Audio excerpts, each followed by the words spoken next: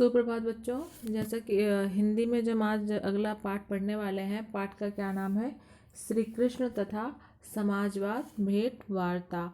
तो यहाँ पर जो है इस पाठ में समाजवाद के बारे में बताया गया है। समाजवाद क्या होता है? समाजवाद से तात्पर्य है सभी के साथ समानता का व्यवहार, आर्थिक, सामाजिक और वैचारिक रूप से समाज का क्या हो, कल्याण हो।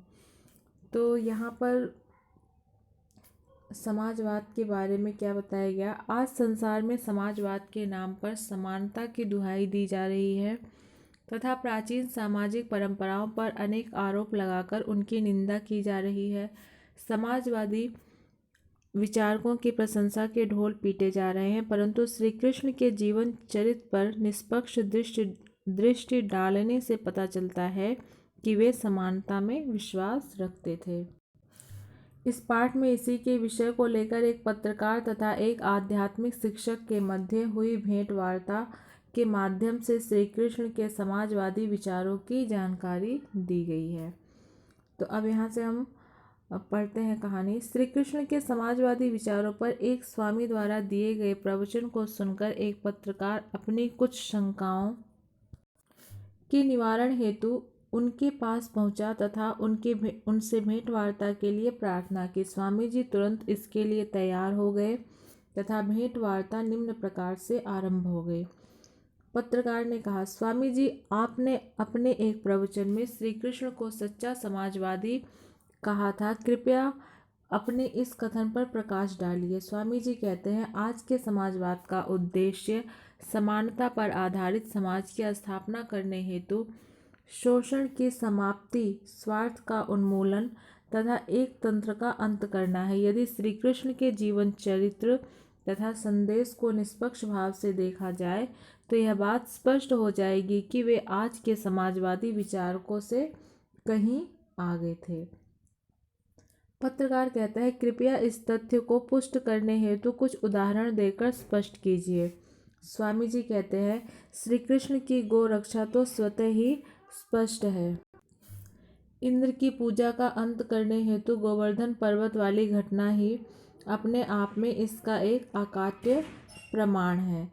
तो यहाँ पर स्वामी जी उदाहरण देते हुए समझाते हैं कि जो गोवर्धन पूजा, गो रक्षा और गोवर्धन पूजा वाली घटना थी, क्या होता था उस समय में कि जब श्री कृष्ण जी के समय में जो वहाँ के ब्रजवासी थे वे लोग इंद्र की पूजा करते थे। तो कृष्ण जी ने अपनी माँ से पूछा कि इंद्र की पूजा क्यों की जाती है। तो उनकी माता जी ने बताया कि जब हम इंद्र भगवान की पूजा करते हैं तो वे बरसात करते हैं, और बरसात से क्या है, गोवर्धन पर्वत पर फसल अथवा चारे उगते हैं, जिससे गायों का पालन पोषण होता है और उनसे हमें क्या होता है, दूध प्राप्त होता है।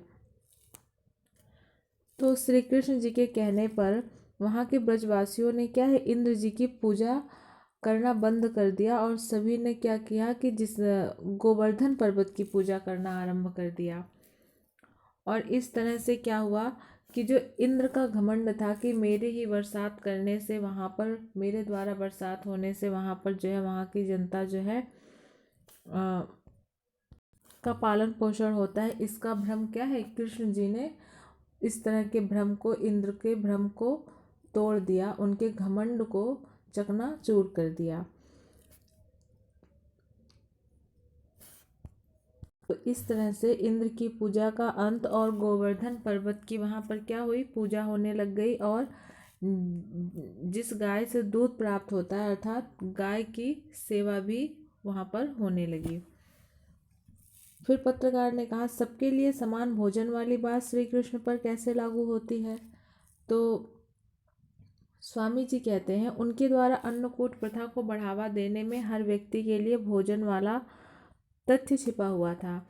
अब अन्नकूट जो पर्व है कब मनाया जाता है? दीपावली के एक दिन पहले और भैया दूज से एक दिन पहले और दिवाली के एक दिन बाद मनाया जाता है अन्नकूट का पर्व। इसमें क्या होता है कि इसमें जो है बहुत प्रकार के भोजन बनाए जाते हैं, जिसे हम 56 भोग भी कह सकते हैं। और इस पर्व में श्री कृष्ण की पूजा की जाती है और ये जो 56 भोग बनाए जाते हैं प्रसाद के रूप में, सभी प्राणियों में प्रसाद के रूप में क्या है, समान रूप से वितरित किया जाता है। इस अन्नकूट प्रथा से क्या हुआ कि सभी को क्या है, हर व्यक्ति के लिए भोजन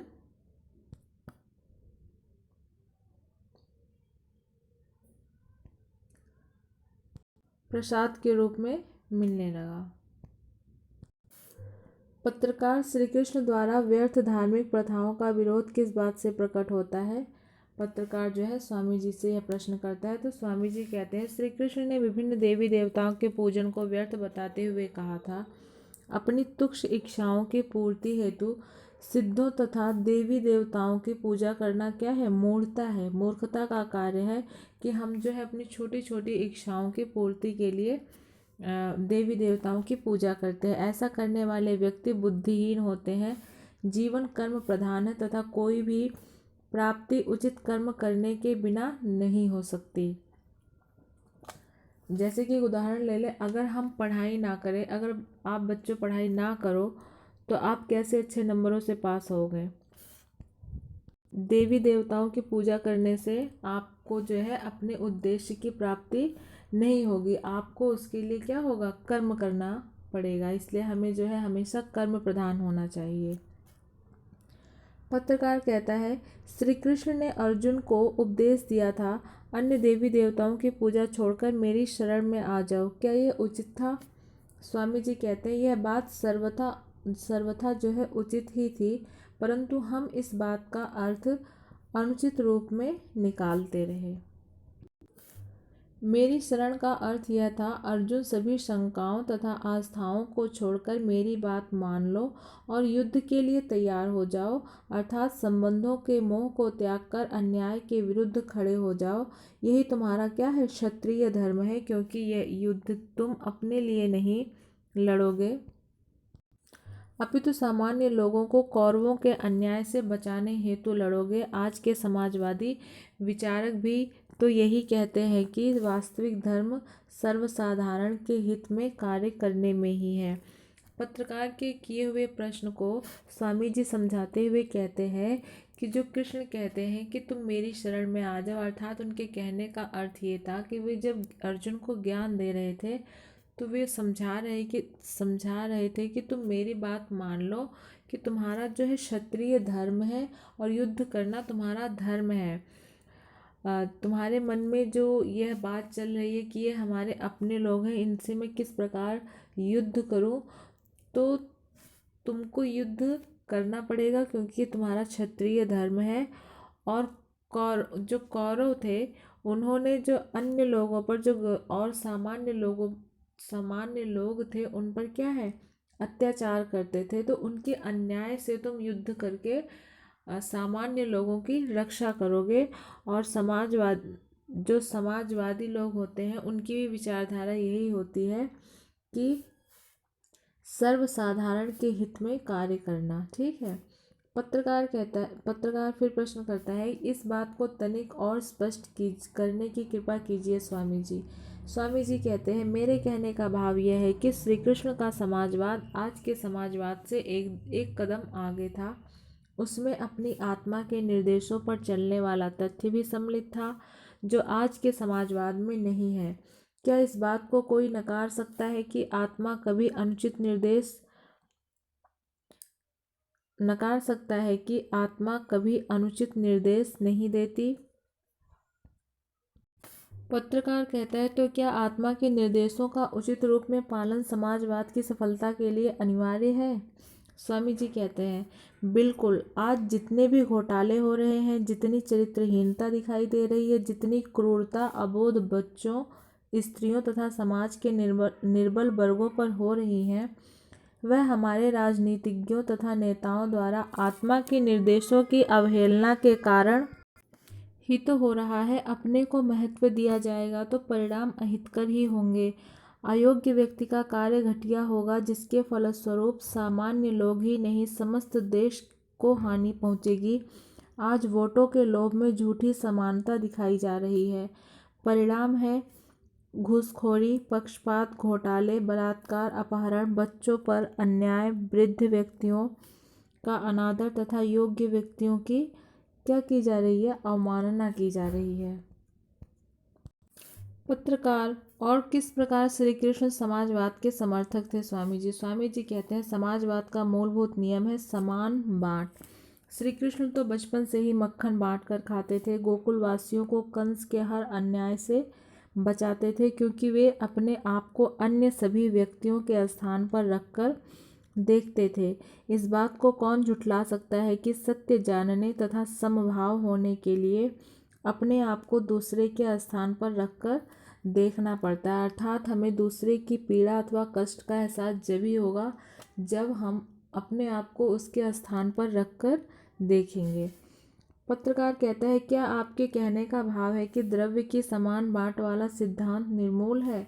स्वामी जी कहते हैं मैंने यह तो नहीं कहा, मैं तो स्वयं इस सिद्धांत का समर्थक हूँ, परंतु मेरे कहने का भाव यह है कि इस उच्च सिद्धांत के अनुपालन हेतु उठाए जा रहे पग अनुचित हैं तथा इसी कारण फलहीन सिद्ध हो रहे हैं। पत्रकार कहता है इस बात को भी और स्पष्ट कीजिए स्वामी जी।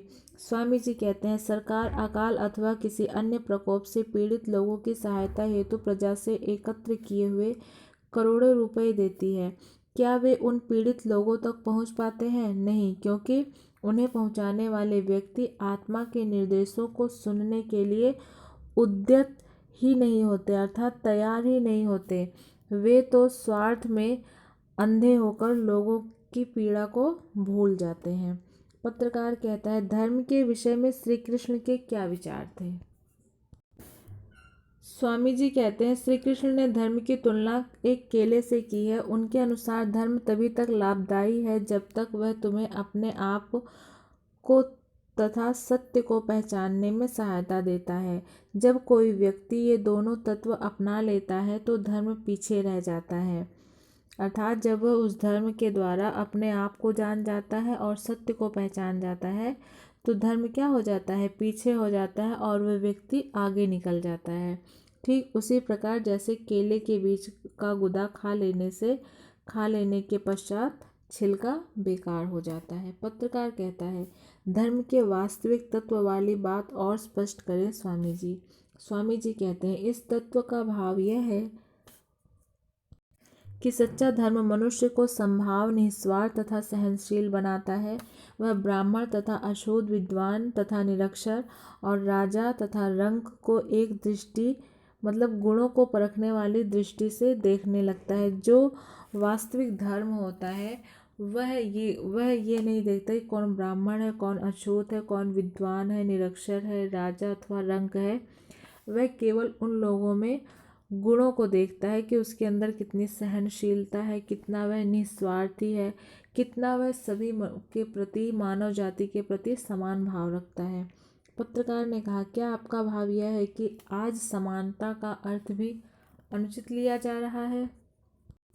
स्वामी जी ने कहा बिल्कुल, समानता का अर्थ होता है अवसर की समानता, अर्थात सबको अवसर मिलना चाहिए।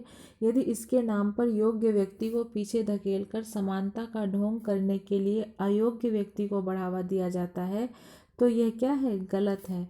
पत्रकार कहता है स्वामी जी कृपया जातिवाद के विषय में श्री कृष्ण के विचारों पर प्रकाश डालिए। स्वामी जी कहते हैं जाति पाति का खंडन करते हुए हमारे पूर्वजों की निंदा करना महामूर्खता से कम नहीं है।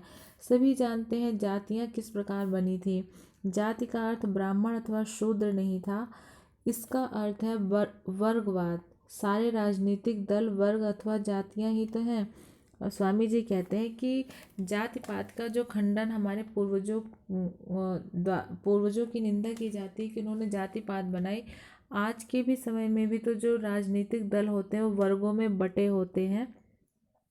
उसी प्रकार से उस समय में भी वर्गवाद था।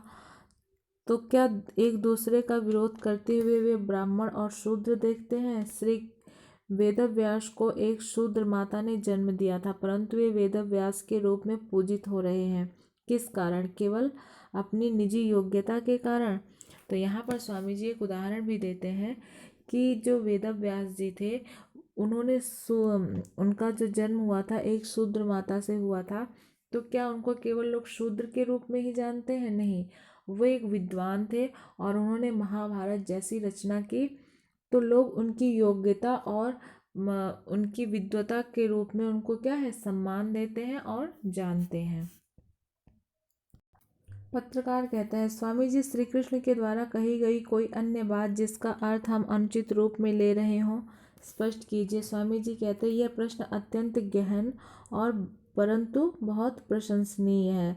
अर्थात स्वामी जी कहते हैं, आपने जो ये प्रश्न किया है बहुत ही गूढ़ है और प्रशंसा के लायक है, अतः इसका अर्थ उत्तर जो है ध्यानपूर्वक सुनिए। गीता महाभारत का एक पर्व है। पर्व शब्द का अर्थ मतलब महाभारत का एक खंड है, एक भाग है। महाभारत के रचयिता श्री वेद व्यास जी थे। अतः जहाँ श्री कृष्ण ने मैं, मेरे अथवा मुझ में आदि शब्दों का प्रयोग किया है, वह अपने लिए नहीं किया अपितु आत्मा के लिए किया है। यहीं पर हम गीता के उपदेश को समझने में भूल करते हैं। स्वामी जी कहते हैं कि जो गीता के उपदेश में मैं, मेरे और मुझ में शब्दों का प्रयोग किया गया है, वो किसी व्यक्ति विशेष अथवा श्री कृष्ण के लिए नहीं कहा गया, वो आत्मा के लिए कहा गया है। इसी को हम समझने में भूल करते हैं कि ये किसने कहा है, ये कृष्ण ने कहा है। कृष्ण जी ने ये आत्मा के लिए ये शब्द का प्रयोग किया है, ठीक है, क्योंकि ये रचना तो वेद व्यास जी की है, उन्होंने इस रचना को लिखा था। पत्रकार कहता है, तो गीता का उपदेश वास्तव में श्री वेद व्यास द्वारा दिया गया है, उपदेश दिया गया है क्या? स्वामी जी कहते हैं, हाँ, उन्होंने श्री कृष्ण को उपदेश देने का माध्यम बनाया था, क्योंकि श्री वेदव्यास के लिए कौरव तथा पांडव दोनों एक समान थे और उन्होंने स्वयं उपदेश न देकर अपने आप को पक्षपात के आरोप से बचाए रखा। पत्रकार कहता है, उन्होंने इस उपदेश के लिए श्री कृष्ण को ही क्यों चुना?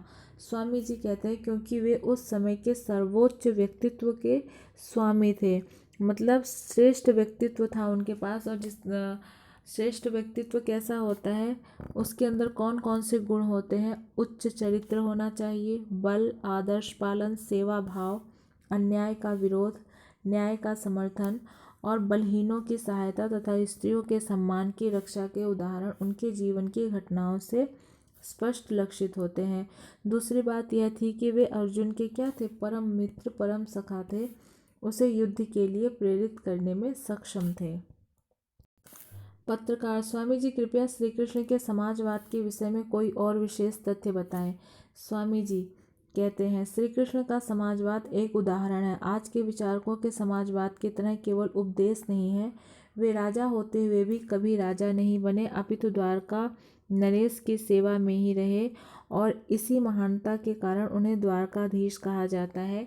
इससे बड़ा प्रमाण श्री कृष्ण के समाजवाद का क्या हो सकता है? स्वामी जी ने कहा, स्वामी जी बताते हैं कि श्री कृष्ण जो है खुद ही समानता में विश्वास रखते थे और इसीलिए जो श्री कृष्ण जी थे, उन्होंने एक राजा होकर भी राजा का जीवन नहीं जिया, वह एक सामान्य लोगों की तरह ही अपने जीवन को जीते थे।